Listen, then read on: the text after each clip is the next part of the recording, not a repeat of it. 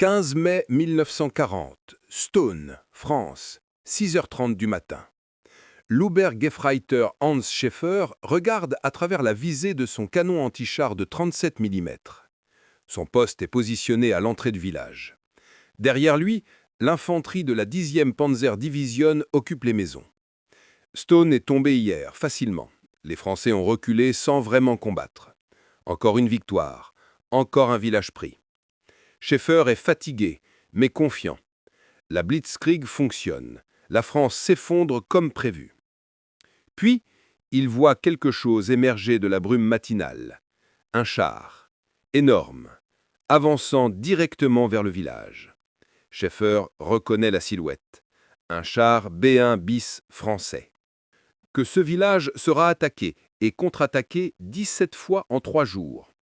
Que ses camarades découvriront qu'aucune de leurs armes ne peut arrêter ces chars français. Que les officiers allemands écriront dans leurs rapports des mots comme « invincible » et « impossible à détruire ». La percée allemande à Sedan a commencé le 13 mai 1940.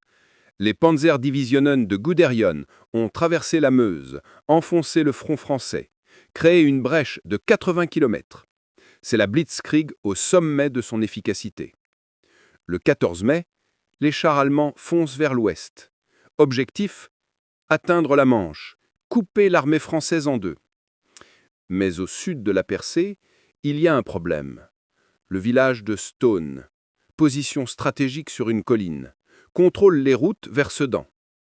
Si les Français reprennent Stone, ils peuvent frapper le flanc sud de la percée, couper les lignes de ravitaillement allemandes.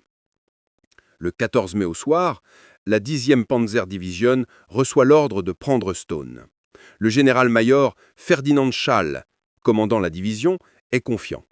Son unité a percé à Sedan. Elle a écrasé la résistance française. Un village de plus ne devrait pas poser de problème. 15 mai, 5 heures du matin. L'attaque commence. Les grenadiers allemands avancent dans l'obscurité. Ils prennent le village sans résistance sérieuse. À 6 heures, Stone est allemand. Les hommes s'installent, prennent position dans les maisons, installent des canons anti-chars. Puis, à 6h30, les chars français arrivent. Non pas un, mais 6 B1 bis du 41e bataillon de chars de combat. Les canons anti-chars de 37 mm ouvrent le feu. Les obus rebondissent. Tous. Le lieutenant Werner Hoffmann commande une section anti-chars. Il regarde ses servants tirer. Premier coup. Rebondit. Deuxième coup, rebondit. Troisième coup, rebondit.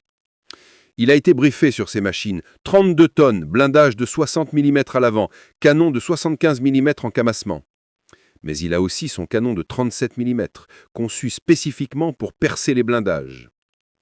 À 800 mètres, il ouvre le feu. Le projectile frappe le glacis frontal du B1 bis. Rebondit. Schäfer recharge, tire à nouveau. 600 mètres. Rebondit. Le char français continue d'avancer, sans ralentir, sans dévier. 400 mètres. Schäfer tire une troisième fois. Vise le bas de la côte, la partie la plus faible. Rebondit. Le canon de 75 mm du B1 bis pivote vers sa position. Tire. L'obus frappe le canon anti-char de Schäfer. L'explosion le projette en arrière. Quand il reprend conscience, son canon est détruit. 2 servants sont morts. Le char français entre dans Stone. Ce que Schäfer ne sait pas, c'est qu'il vient d'assister au début de la bataille la plus sanglante de la campagne de France. Le B1 bis continue d'avancer. Son canon de 75 mm tire, détruit le canon anti-char de Hoffmann. Hoffmann écrira plus tard dans son rapport « Nous avons tiré 7 obus à portée efficace. Aucun n'a pénétré. Le char ennemi a détruit notre position d'un seul coup. » Les 6 B1 bis entrent dans Stone. Ils tirent méthodiquement, maison par maison, position par position. Les grenadiers allemands n'ont rien pour les arrêter. Leurs fusils anti-chars Panzerbuchse 39 sont inefficaces contre 60 mm de blindage. Les grenades rebondissent sur l'acier. Les B1 bis avancent, implacables. À 8 heures, les Allemands évacuent Stone. 2 heures, le village est reperdu. Dans son PC, le général-major Charles lit les rapports avec incrédulité. 6 chars ont chassé un bataillon d'infanterie. Les canons de 37 mm n'ont pas fonctionné. Il ordonne une contre-attaque immédiate avec des Panzer III et IV. 10 heures, les chars allemands attaquent. Les Panzer III ont des canons de 37 mm. Les Panzer IV ont des canons de 75 mm courts. Sur papier, ils devraient pouvoir détruire les B1 bis. Les deux formations de chars se rencontrent à 600 mètres. Les Panzer III tirent. Les obus de 37 mm frappent les B1 bis, rebondissent. Les Panzer IV tirent leurs 75 mm, projectiles haut explosifs conçus pour l'infanterie, pas l'antichar. Explosent sur le blindage sans le pénétrer. Les B1 bis ripostent. Le canon de 75 mm français tire des obus anti-chars. Pénétration effective contre les Panzer allemands. Premier Panzer III touché. Pénétration, explosion interne, l'équipage évacue. Deuxième, troisième. Les chars allemands reculent. Un des B1 bis, numéro de coque Heure, commandé par le capitaine Pierre Billotte, poursuit les Panzers en retraite. Ce qui suit sera documenté dans les rapports allemands comme l'action la plus dévastatrice d'un seul char de la campagne. Heure entre seul dans le village tenu par les Allemands. Les grenadiers tentent de l'arrêter, tirent avec tout ce qu'ils ont. Rien ne fonctionne. Heure détruit méthodiquement chaque position allemande. Un Panzer IV essaie de le prendre de flanc. Heure pivote sa tourelle, tire, le Panzer IV explose. 2 Panzer III tentent une attaque coordonnée. Heure détruit le premier. Le second bat en retraite. Pendant 2 heures, Heure domine Stone. Les servants de canon anti-char allemands tirent désespérément. Les obus rebondissent. Un témoin allemand, l'Obergrafeiter Kurt Müller, racontera plus tard « Ce char était comme un fantôme. Il apparaissait, détruisait une position, disparaissait derrière un bâtiment, réapparaissait ailleurs. Nous ne pouvions rien faire. » Quand Heure se retire finalement vers les lignes françaises, il a détruit 2 Panzer IV, 1 Panzer III, 2 canons anti-chars de 37 mm, 3 canons d'infanterie, un poste de commandement et 13 véhicules divers. 13. Le char français a reçu 140 impacts de tout calibre, pas une seule pénétration. Laissez ça pénétrer. 140 impacts, 0 pénétration. Le rapport de la 10e Panzer Division pour le 15 mai note « Les chars lourds français B1 bis se sont révélés invulnérables à nos armes anti-chars standards. Les pertes en matériel et personnel sont inacceptables. » Mais la bataille pour Stone ne fait que commencer. Le 15 mai après-midi, les Allemands contre-attaquent avec des forces plus importantes. Artillerie lourde, plus de chars, infanterie fraîche. Combat de rue brutal. Maison par maison. Pièce par pièce. À 18h, Stone est allemand à nouveau. Le 16 mai, 6h00, les Français contre-attaquent, avec des B1 bis. Les Allemands les repoussent. Mais à quel prix? Chaque engagement contre les B1 bis coûte des hommes, du matériel, du temps. Le Hauptmann Ernst Juncker, commandant de compagnie, écrit dans son journal « Ces chars français sont un cauchemar. Nous ne pouvons les détruire que par chance ou en les prenant complètement de flanc. De face, ils sont invincibles. » 16 mai midi, les Français reprennent Stone. 16 heures, les Allemands le reprennent. 22 heures, contre-attaque française. Stone change de main à nouveau. 17 mai, 4 heures, attaque allemande dans l'obscurité. Ils reprennent le village. 9 heures, les Français attaquent avec des B1 bis, reprennent Stone. Ce n'est plus une bataille, c'est un massacre. Les Allemands commencent à appeler Stone das Dorf des Todes, le village de la mort. Les pertes s'accumulent, les deux côtés perdent des centaines d'hommes. Mais ce sont les Allemands qui sont choqués. Ils ont balayé la Pologne en 4 semaines. Ils sont en train d'écraser la France en quelques jours. Mais ici, à Stone, ils rencontrent une résistance qu'ils ne comprennent pas. Des chars qu'ils ne peuvent pas détruire. Des soldats français qui refusent d'abandonner. Le Generalleutnant Heinz Guderian, créateur de la Blitzkrieg, vient personnellement inspecter la situation à Stone. Son rapport est troublant. La résistance ennemie à Stone est féroce. Les chars B1 bis représentent un problème tactique sérieux. Nos armes anti-chars standards sont inefficaces. Guderian ordonne l'engagement de canons de 88 mm, les canons antiaériens. Ce sont les seules armes allemandes capables de percer le blindage des B-1 bis à distance raisonnable. Mais les 88 mm sont encombrants, difficiles à positionner, vulnérables, et il n'y en a pas beaucoup disponibles. Le 17 mai, les Allemands lancent leur attaque la plus massive. Toute la 10e Panzerdivision, soutenue par la Großdeutschland, le régiment d'élite de l'infanterie allemande. Artillerie concentrée, Stukas en appui aérien, canon de 88 mm en position. C'est une opération majeure pour prendre un seul village. Les combats durent toute la journée, acharnés, sanglants. À 18 h, les Allemands tiennent Stonne, définitivement cette fois. Mais à quel prix? La 10e Panzerdivision a perdu plus d'hommes à Stonne qu'à Sedan, plus de véhicules, plus de matériel. Le décompte final est brutal. 17 attaques et contre-attaques en 3 jours. Le village a changé de main 17 fois.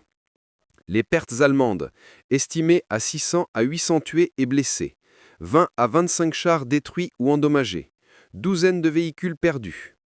Les pertes françaises, environ 70 hommes, la plupart des B-1 bis détruits ou abandonnés par manque de carburant. Mais l'impact psychologique sur les Allemands est immense. Le rapport d'après-action de la 10e Panzerdivision pour mai 1940 consacre 4 pages à analyser Stonne. Le document, découvert dans les archives fédérales allemandes en 1968, est franc. Le combat pour Stonne a révélé des faiblesses critiques dans notre équipement anti-char. Le canon de 37 mm PAC-36 est inefficace contre les chars lourds français.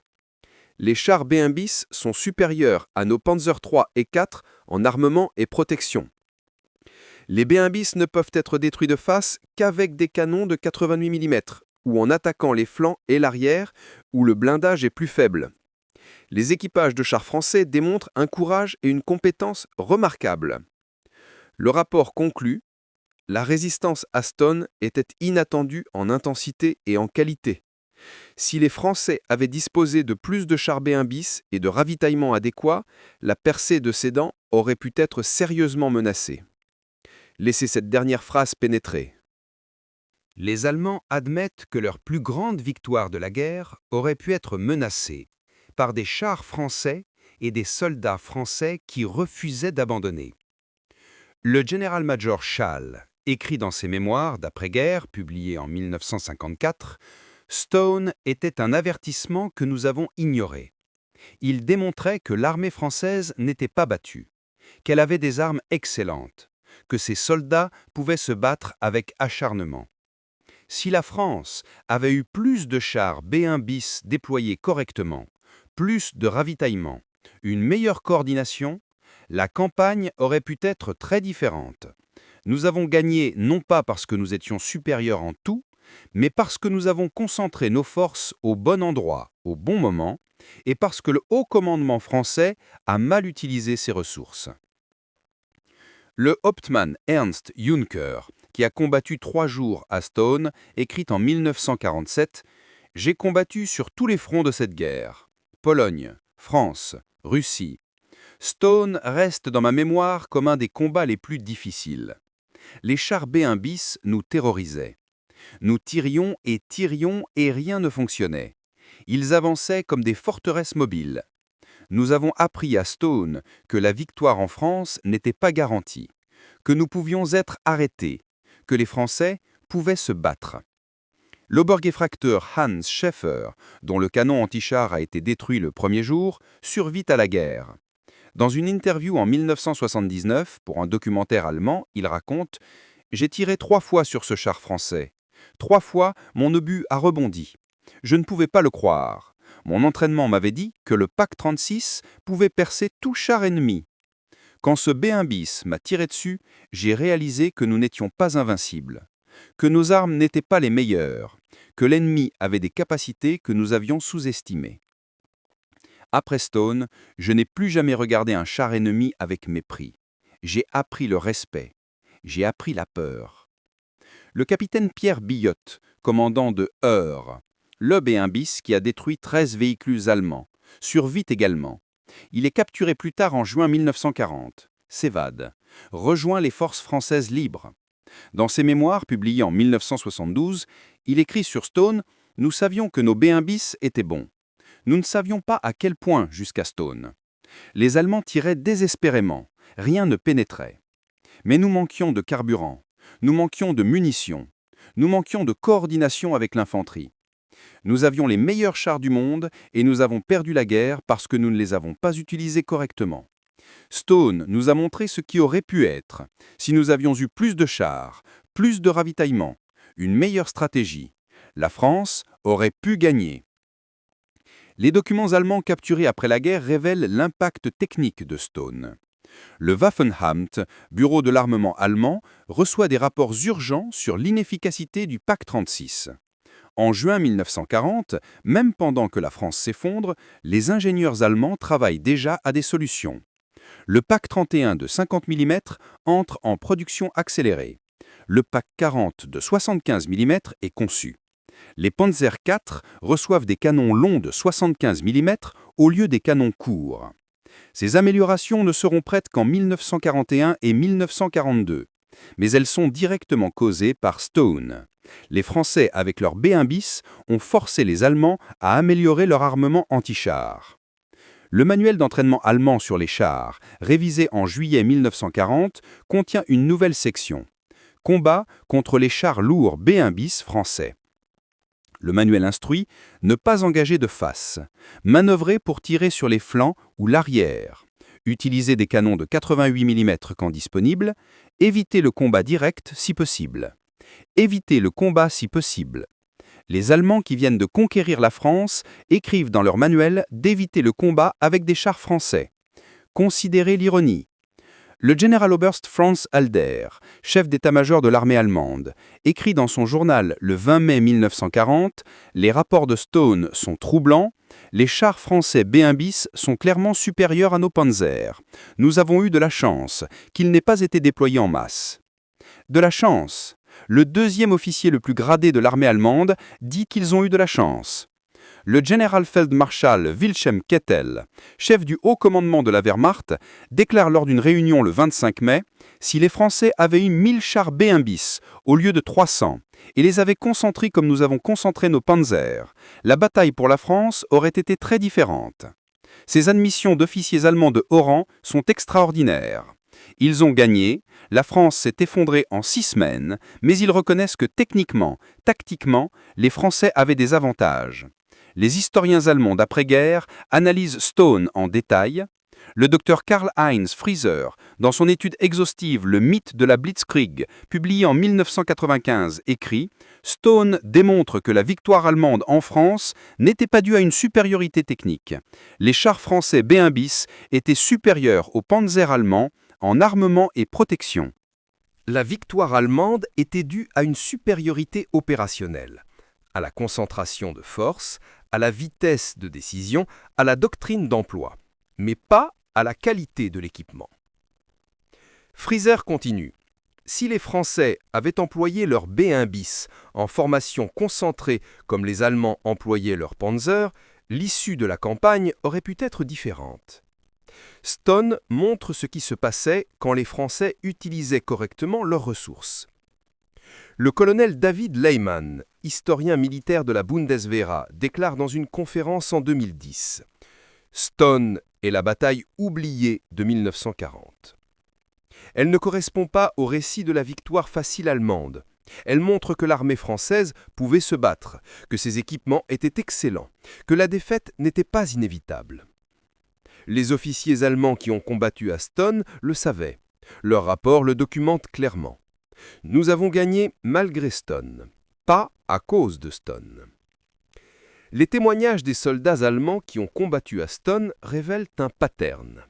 Le respect, la peur, la reconnaissance que l'ennemi n'était pas faible. Le Gefreiter Wilhelm Prüller écrit dans son journal le 17 mai. 3 jours à Stone, 3 jours d'enfer. Ces chars français sont impossibles à arrêter. Nous avons perdu tant de camarades. Ce village maudit nous entra. Le lieutenant Horst Zobel raconte en 1983 « Après Stone, quand quelqu'un me disait que les Français ne savaient pas se battre, je le contredisais. J'avais vu ce qu'ils pouvaient faire. J'avais vu leurs chars nous détruire. J'avais vu leur courage. L'impact de Stone sur la psychologie allemande était réel, mais limité. La victoire finale en France l'a effacé. Pourquoi s'inquiéter d'une bataille difficile quand la guerre entière a été gagnée en 6 semaines? Mais les officiers qui ont combattu là-bas se souvenaient. Quand l'Allemagne a envahi l'Union soviétique en 1941, ces mêmes officiers ont rencontré les chars KV-1 et T-34. Des chars qu'ils ne pouvaient pas détruire de face, des chars supérieurs aux Panzer. Et ils ont reconnu la situation. Ils l'avaient déjà vécue. À Stone. La leçon de Stone était claire. La supériorité technique compte. Avoir de meilleurs chars compte. Ne pas sous-estimer l'ennemi compte. Mais cette leçon n'a pas été apprise au niveau stratégique, seulement au niveau tactique par ceux qui l'ont vécu. Hitler et le haut commandement ont vu la victoire en France et ont conclu que la Blitzkrieg était invincible. Les officiers à Stone savaient différemment. Ils savaient qu'ils avaient eu de la chance, que si les circonstances avaient été légèrement différentes, Stone aurait pu être devenu un désastre. En 1976, une réunion d'anciens combattants de la 10e Panzer Division se tient à Bonn. Plusieurs survivants de Stone sont présents. L'un d'eux, maintenant âgé de 75 ans, déclare « Nous étions jeunes et arrogants en 1940. Nous pensions que nous étions invincibles, que nos armes étaient les meilleures, que l'ennemi était faible. Stone nous a montré que nous avions tort. Les Français avaient de meilleurs chars. Ils pouvaient se battre avec acharnement. Nous avons gagné la bataille et la guerre, mais nous n'avons pas gagné à Stone parce que nous étions supérieurs. Nous avons gagné parce que nous étions plus nombreux, parce que nous avions des 88, parce que les Français manquaient de carburant, pas parce que nous étions meilleurs. » Un autre vétéran ajoute « Si je pouvais dire quelque chose aux jeunes aujourd'hui, ce serait « Ne sous-estimez jamais votre adversaire. Nous l'avons fait en 1940. Ça a presque coûté la victoire à Stone. Ça a fini par coûter la guerre en Russie. » La bataille de Stone, 15-16 mai 1940. 3 jours. 17 attaques et contre-attaques. Le village change de main 17 fois. 600 à 800 Allemands tués ou blessés. 700 Français. Les Allemands pensaient prendre Stone en quelques heures. 3 jours plus tard, ils tenaient le village, mais à un prix qu'ils n'avaient pas anticipé. Un seul char français, Eure, a détruit 13 véhicules allemands. Les rapports allemands admettent que les B1 bis sont invincibles de face, que les armes anti-chars allemandes sont inefficaces, que si les Français avaient eu plus de chars, l'issue aurait été différente. Guderian écrit que la résistance était féroce et inattendue. Scholl écrit que Stone était un avertissement qu'ils ont ignoré. Les soldats allemands appellent Stone le village de la mort. Ils apprennent le respect pour un ennemi qu'ils avaient méprisé. Ils découvrent que leurs armes ne sont pas les meilleures. Ils réalisent que la victoire n'est pas garantie. Stone n'est pas l'abattage la plus connue de 1940. Elle est éclipsée par Dunkerque, par la chute de Paris. Mais pour les Allemands qui y ont combattu, Stone était la bataille qui a détruit leurs illusions, qui leur a montré que l'ennemi avait des dents, qui leur a prouvé que la Blitzkrieg pouvait être arrêtée. Les mots du général-major Schall résument tout. La résistance à Stone était inattendue en intensité et en qualité. Si les Français avaient disposé de plus de chars B1 bis, la percée de Sedan aurait pu être sérieusement menacée. Venant de l'homme qui commandait la division allemande à Stone, ces mots signifient tout. 17 fois. 3 jours. Le village de la mort. Les Allemands ont gagné Stone, mais ils n'ont jamais oublié ce que ça leur a coûté.